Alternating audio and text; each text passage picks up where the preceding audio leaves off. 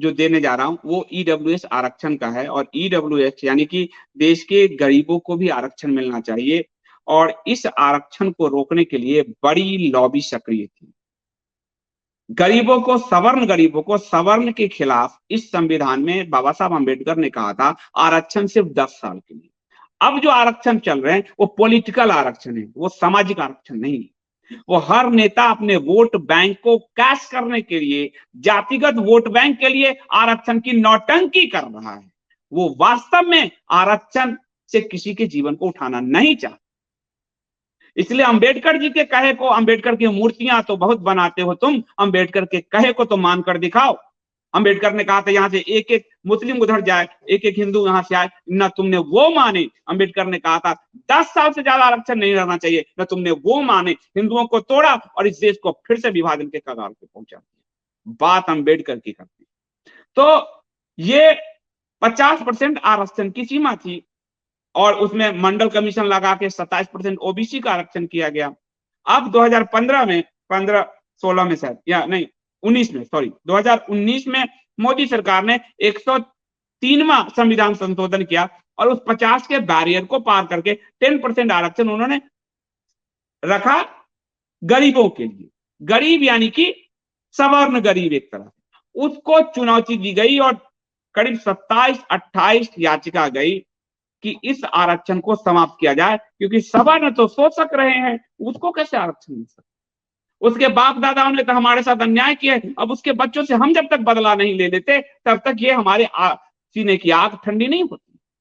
ये भाषण किनके हैं आप पूछ लीजिए, देख लीजिए। अंबेडकर जी को लेके बदला तो वो लेकर ही रहेगा, ये भाषण किसके हैं आप इंटरनेट सर्च कर लीजिए, देख लीजिए।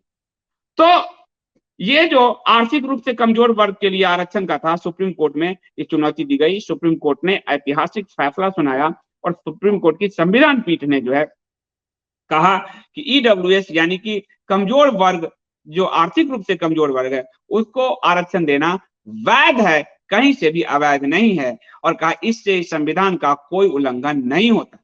हालांकि 5 बेंच की इस फैसले में चीफ जस्टिस यूयू ललित और एक और जस्टिस, इन्होंने इसका विरोध किया, लेकिन 3-2 से ये फैसला पारित हो गया। इससे साफ हो गया कि 2019 में 103वें संविधान संशोधन के जरिए मोदी सरकार ने आर्थिक रूप से कमजोर वर्ग को शिक्षा और नौकरी में जो 10% आरक्षण देने की व्यवस्था की थी, वो संविधान का उल्लंघन नहीं है, वो संविधान के दायरे में रहकर ही किया गया था। अब जो कहा गया वो मैं आपको बता देता हूं इसमें कि क्या क्या है।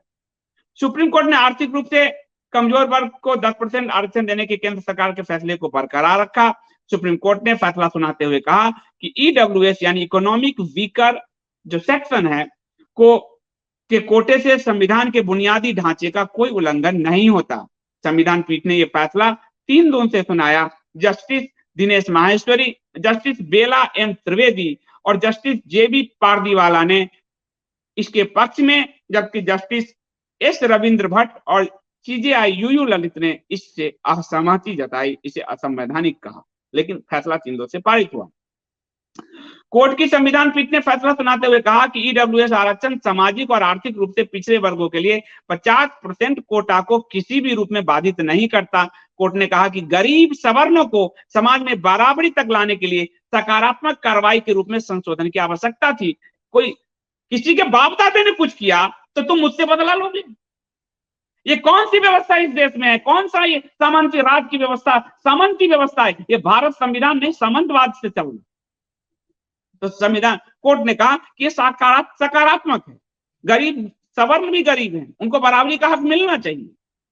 और ये आपको इसमें जो है जस्टिस दिनेश माहेश्वरी ने ईडब्ल्यूएस आरक्षण के समर्थन में कहा कि आर्थिक आधार पर दिया जाने वाला आरक्षण संविधान के मूल ढांचे का किसी भी रूप में उल्लंघन नहीं करता। वो आरक्षण समानता संहिता का उल्लंघन नहीं करता। जस्टिस बेला एम त्रिवेदी ने कहा कि ये जायज है, वह जस्टिस माहेश्वरी से सहमत हैं। असल में इन लोगों का कहना था कि जो हम तो 50% ले ही रहे हैं, ये जो 10% है ना, इसमें भी आर्थिक रूप से कमजोर को शामिल कर दो। तो कोर्ट ने कहा एससी एसटी दे ही रहे हैं, ओबीसी दे ही रहे हैं, अब उस 10% में भी तुम्हें भाग दिया जाए। उसमें भी ये कह रहे थे कि उस 10% में भी हमें दे दो, तब ये संवैधानिक होगा। 10% में हमें नहीं दोगे तो असंवैधानिक हो जाएगा। ये भारत के संविधान को और सरकारों को, व्यवस्था न्यायपाल को कैसे ब्लैकमेल किया जाता है, ये आपको सबसे जो जीवंत उदाहरण है, और जिसके कारण सुप्रीम कोर्ट ने इसको बरकरार रखा और इसके लिए सुप्रीम कोर्ट का स्वागत किया जाना चाहिए।